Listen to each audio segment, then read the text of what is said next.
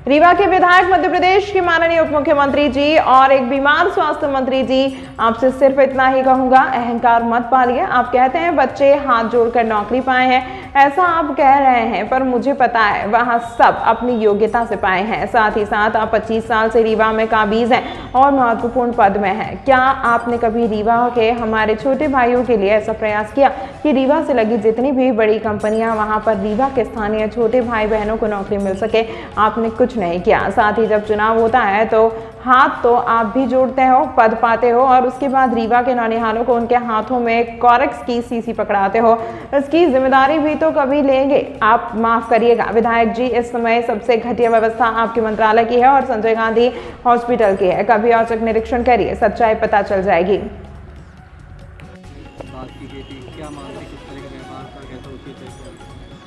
जैसा वीडियो में दिख रहा है वहाँ तो घटना के समय जो लोग रहे होंगे कुछ लोगों ने बताया भी, पर वीडियो में जो दिख रहा है उससे तो सिद्ध होता है कि राजेंद्र शुक्ला जी इस समय काफ़ी ज़्यादा अहंकार की डुबकी लगा चुके हैं। सत्ता का अहंकार होता ही ऐसा है, उसमें लोग अनाप शनाप बकते रहते हैं। उसका कारण भी है कि बीमार हैं और स्वास्थ्य मंत्री हैं। बीमार व्यक्ति को स्वास्थ्य मंत्री नहीं बनाना चाहिए था, तो खुद बीमार है, स्वास्थ्य मंत्री बने हैं, तो एक वजह ये हो सकती है। दूसरा, जो उन्होंने बोला कि हाथ जोड़ के नौकरी मांगते हो, और फिर तो हाथ जोड़ के नौकरी कोई व्यक्ति मांगता है, चलो मांगता है, मुख्यमंत्री, मंत्री, उप मुख्यमंत्री, विधायक, सबसे बेरोजगारी इतनी ज़्यादा है, रोजगार के पद भरे नहीं जाएंगे। 2 करोड़ का जुमला रह गया, तो लोग कहाँ जाएं? तो आए, सबसे मांगते हैं नौकरी कि भैया हमारी नौकरी लगवा दो। रीवा के चारों तरफ फैक्ट्रियाँ हैं, वहाँ तो रीवा के स्थानीय लोगों को नौकरी आप लगवाए नहीं कि 30% लोगों को, रीवा के स्थानीय लोगों को रोजगार दे देते। चलो, जिन लोगों ने नौकरी लगवाई वही आउटसोर्स कर्मचारी कोरोना काल में देवतुल्य देवता बने थे। आज आपसे उन्होंने अपनी बात मांगी, अपना पक्ष रखा, तो आप चाहते हो कि गुलाम बन जाए? नौकरी करने वाला व्यक्ति को आप ये चाहोगे गुलामी करने लगे? अरे हाथ जोड़ के कौन नहीं जाता? जनप्रतिनिधि जब चुनाव लड़ता है तो भी हाथ जोड़ के जाता है। राजेंद्र शुक्ला जी भी जब चुनाव लड़े होंगे तो निश्चित तौर पर ऐसे दोनों हाथ जोड़ करके जनता के पास गए होंगे नहीं गए होंगे? और इसके बाद आज आप विधायक, फिर मंत्री और फिर उप मुख्यमंत्री बन गए, तो आपके अंदर अहंकार आ जाए। मैं तो कहूँगा उन जो बच्चे थे उनकी माताओं और बहनों से कि आप लोग देखो इस व्यक्ति को, कितना अहंकार है, जो इस तरह कहता है कि हाथ जोड़ के आए थे और इनको जेल में डालो। अरे जेल में तुम डालोगे, कानून जब वो कोई उल्लंघन करेंगे तब ना डालोगे, और फिर तो कोई बचा भी नहीं सकता। यदि कोई व्यक्ति कानून का उल्लंघन करेगा तो निश्चित तौर पे वो जेल में जाना चाहिए, मैं उसमें नहीं हूँ, पर इस तरह के भाषा का प्रयोग करना कि इनको जेल में डालो, क्या किया अभी तक? ना तो उनकी पुलिस उनकी गुलाम है और ना वो लोग गुलाम हैं। मैं सिर्फ इतना कहूँगा कि उनको रीवा के लोग देखें। मैं माताओं और बहनों से कहूँगा कि आप लोग भी इस व्यक्ति को देखिए। यदि आपका बेटा, भाई कोरेक्स पी रहा है तो उसका जिम्मेदार सिर्फ ये है, और जब ये आपके पास दोबारा हाथ जोड़ के आएँ तो आप इनसे पूछना कि मेरे बेटे के हाथ में कोरेक्स सीसी किसने पकड़ाई, ये भी आप लोग पूछना।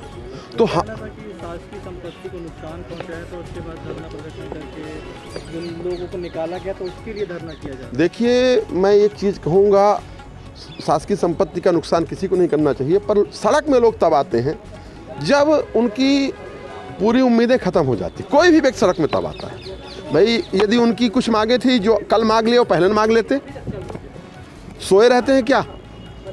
तो इस समय पूरे मध्य प्रदेश में सबसे पहले मैं बताऊं कि जितने भ्रष्ट डिपार्टमेंट थे उसमें नंबर 1 पे पुलिस वाला विभाग आता था, गृह विभाग आता था, वो है।